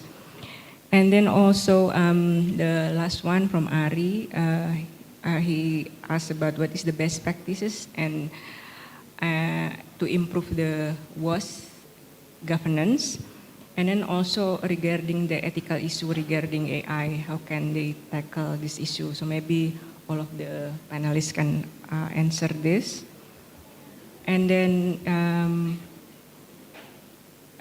yeah, Ibu Nisa, I think, asked about the issue regarding the water supply in her residential area, because developer usually does not provide adequate water supply, so they have to dig their own boreholes. And she asked what kind of condition of water that is good to be consumed. Is the water hole adequate enough to be consumed? And then also the caporate, is it good to be consumed by our body? And then also, is there any technology to improve polluted water? I think maybe Dr. Tim can answer regarding the technology. Is there any technology overseas maybe that can improve the polluted water so that we can use it so it's not wasted? So I think it's all, and all the panelists can answer the relevant questions. Thank you. Okay, thank you for excellent questions from the different participants. Firstly, on the question of the drought, of not enough water and flooding, we have too much water. This is a problem being faced in many places, including in Sydney, where I come from, and as you've explained, also in many places in Indonesia. For the drought, it requires a lot of pre-planning and thinking about where are the accessible water resources before we get to the time of the drought. And in many countries, there is much more exploitation of the groundwater now, particularly the very deep groundwater, because this is less susceptible to drought. We know that the rivers may dry up or some springs may dry up, but the deeper groundwater that is put there over longer time frames is one of the resources that we can use to protect societies against drought. But as I mentioned earlier, we also need good groundwater management. We can't just assume that we can take it from the ground and it will last forever. So we still need to be cautious as we start using more groundwater and deeper groundwater for drought. And for flooding, I think one of the areas that has been a lot of advances for urban areas is realizing we caused a lot of problems by sealing urban areas with concrete everywhere. We no longer have the soil that absorbs the water, or we no longer have waterways with a lot of space to spread when there is flooding. And so it's actually a whole change in urban planning that we might need to be able to deal with different flooding kind of incidents. So if I move to talk about the what can improve the reliability of water from the Pedam, there have been many efforts to try and improve the performance of Pedam here in Bogor and in all cities in Indonesia. Often it is about the need for investment by the local government in the form of equity into those companies to make sure that they're able to provide a good service. But also we need to improve accountability and have service standards that are then public information about the quality of the service that is provided, so that everyone can see whether they're meeting the standards that they should be meeting. So improving the transparency and accountability and the benchmarking of PEDAM, I think, can be part of the solution. So for the best practices for city governments, that's a very big question. I think the first example I gave of the strategic city sanitation plans, I think these are a good initiative. I explained some of the problems with them, but it's not that I think that we should throw away planning. I think we need this kind of strategic planning, but we need to be more committed to it and also have more autonomy at the local level so that funding can be used in a more flexible manner. At the moment, a lot of it is too dictated by the programs that operate at the national level in Indonesia. So maybe I'll leave it there and pass to other.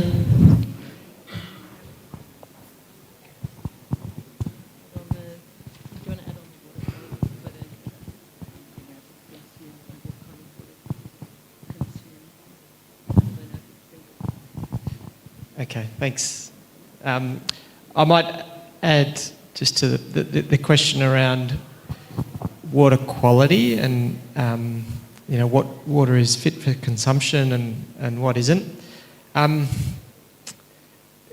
There was a national survey of water quality in 2020, and it assessed microbial water quality, so presence or absence of E. coli, in more than, I think it was 20,000 households across every province. And in testing for E. coli, what that is an indicator bacteria that suggests there's fecal contamination in the water. And so if there's fecal contamination, it means there could be harmful pathogens that cause usually diarrheal disease. That survey found more than half of the water systems and water sources in Indonesia had E. coli present. What was particularly, striking about the results was that the presence of E. coli or fecal contamination was an issue with every type of water source. So it didn't matter if it was refill water, PDAM, piped water, Masumua with Pompa.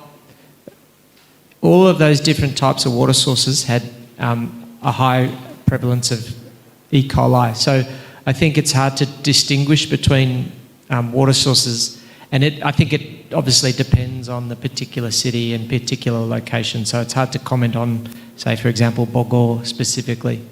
But in terms of ways to improve the quality, I think water filters are a good option. I know a lot of people would boil or cook their water as well, which is a proven method for getting rid of harmful pathogens from the water.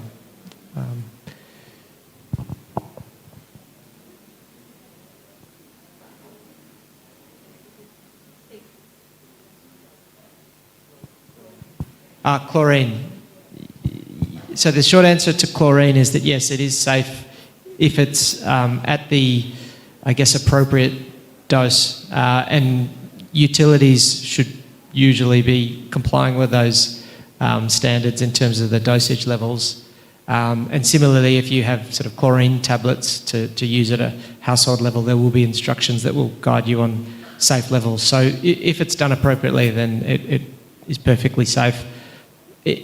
As you probably know, it does affect the taste, which is an issue, I think, for some people, but it's not harmful as it of itself.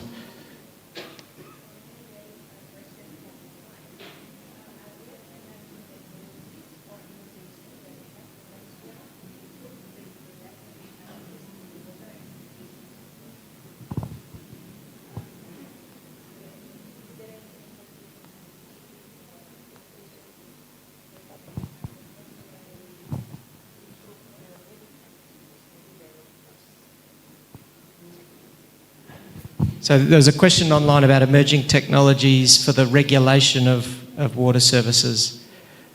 It's a good question. I might potentially pass it over to Mo, but I guess the first thing that comes to mind is the continued growth of digital water or smart water technologies that can provide reliable, accurate and real-time data around the operations of utilities particularly, whether it's smart meters, mobile phone payments, even online complaint systems. I think those technologies are certainly helpful for regulators to get an objective assessment of how a utility is performing, because a lot of regulatory systems rely on self-reported data from utilities or PDAMs in this case, and there's questions about the reliability of those data. I know AI was mentioned before, and I guess that's an area that could become something that regulators engage with because of its ability to predict and synthesize vast amounts of information. I know there's a question about the ethics of AI in the water and sanitation sector.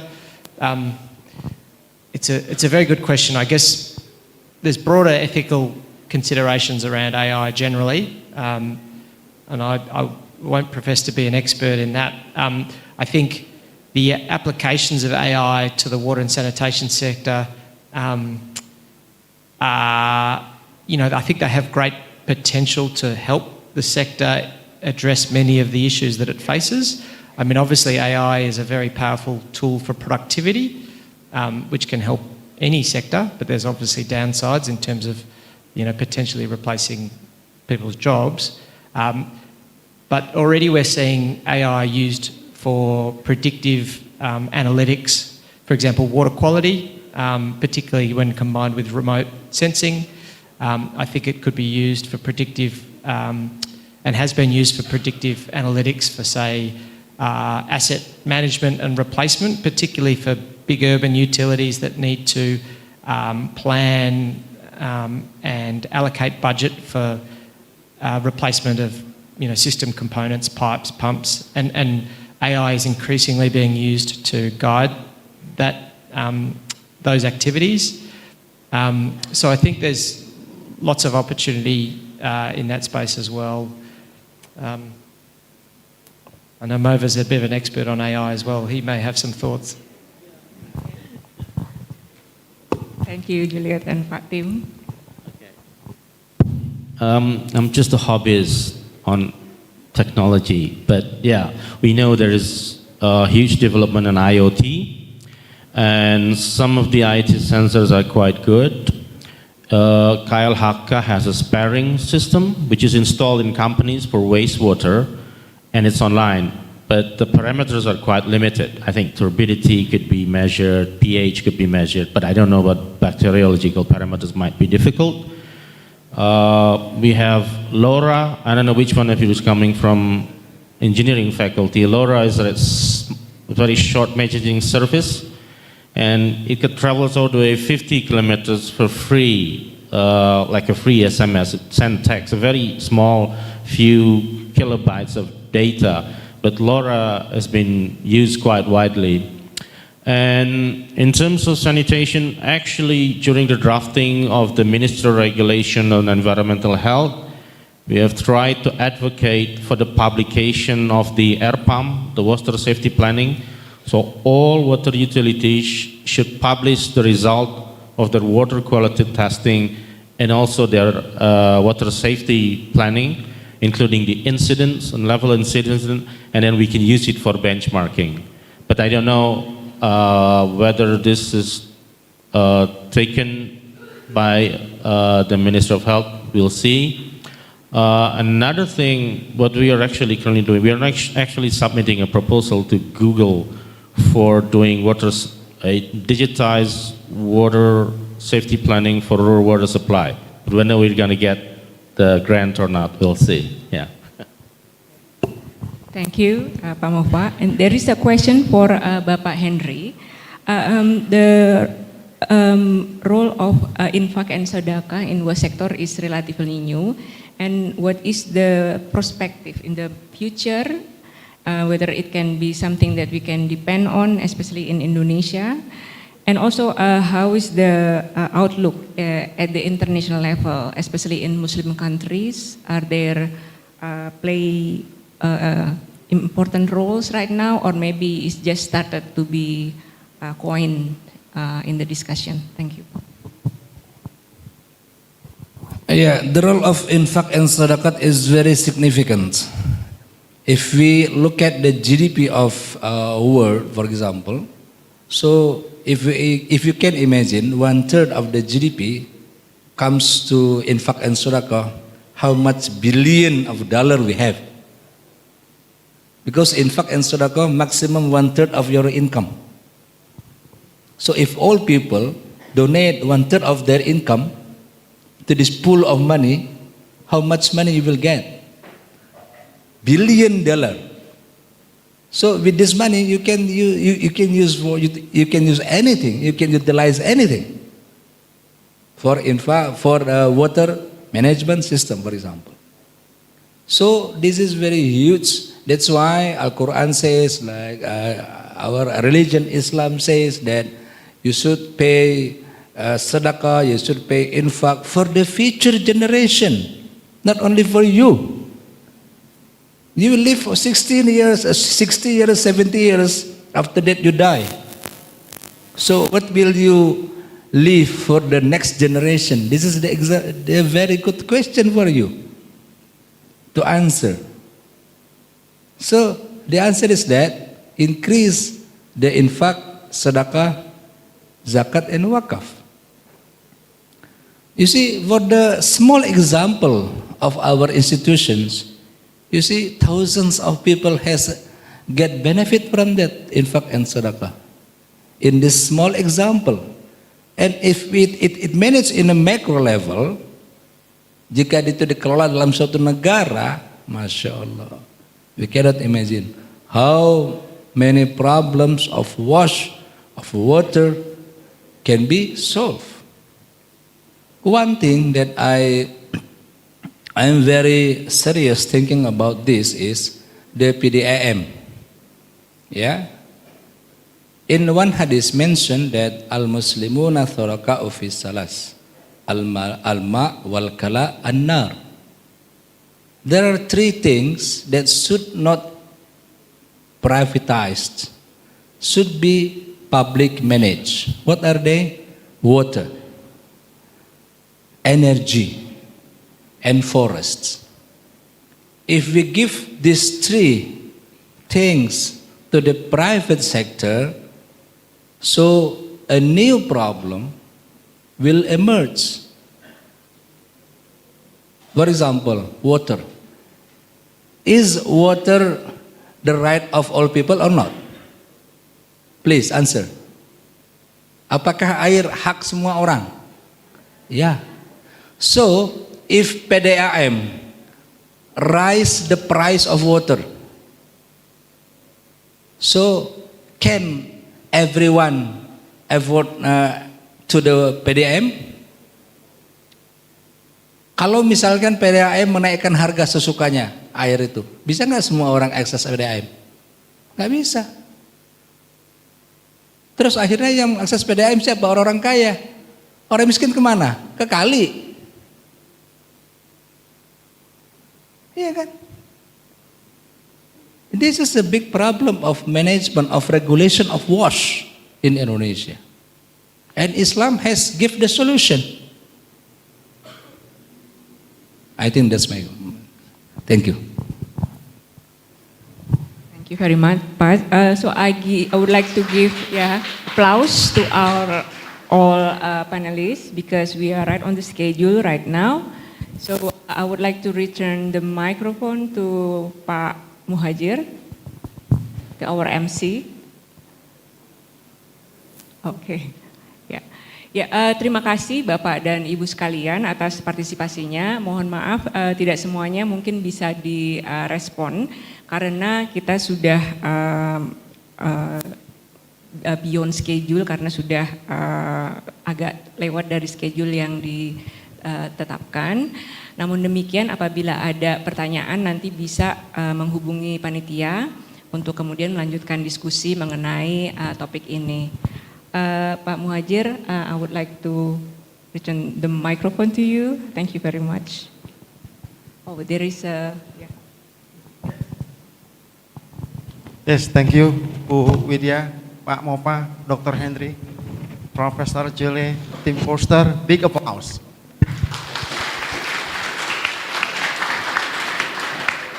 Okay, distinguished speakers, as a token of our appreciation, the chairman of YPIK will give you something. Will give you the token of appreciation, homemade batik from Bogor. Would you like come to?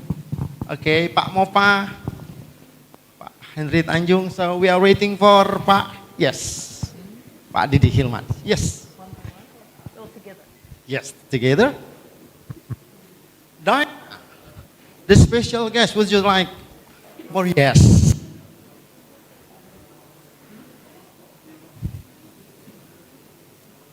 Okay. Prof. Julie, would you like to stand here? Tim Foster, would you like to stand here? Yeah, okay. Pak Didi, we are waiting for Pak Didi Hilman. So, the person in charge of giving this. Okay, should I replace him to give the talk? Mana? Ya, Adit, mana Adit? Dit, where are you? Adit, Dit buru foto abah jeung di dia.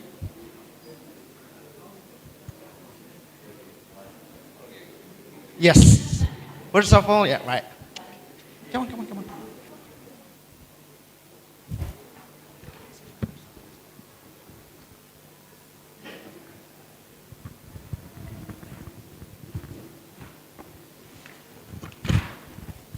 Okay, Pak Didi Hilman, would you like give it to Dinah from USAID, right? Dinah. Yes, this is the batik homemade Pancawati. Right. Thank you.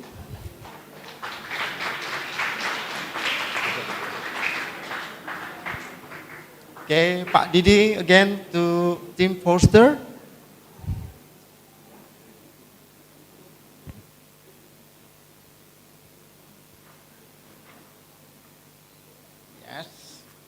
Prof. Julie. Yes. One more. Yes.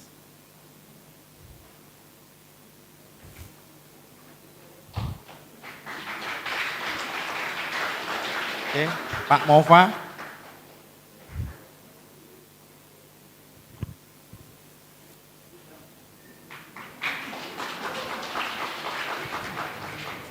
Bu Mita, foto bareng dong, Bu Mita. Bu Mita nanti souvenirnya dari Pak Mova. Ya, mohon fotografer diabadikan.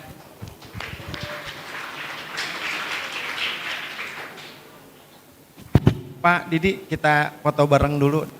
First. Pas di sini Pak, mohon maaf. Geser ke center. Ya. Ya.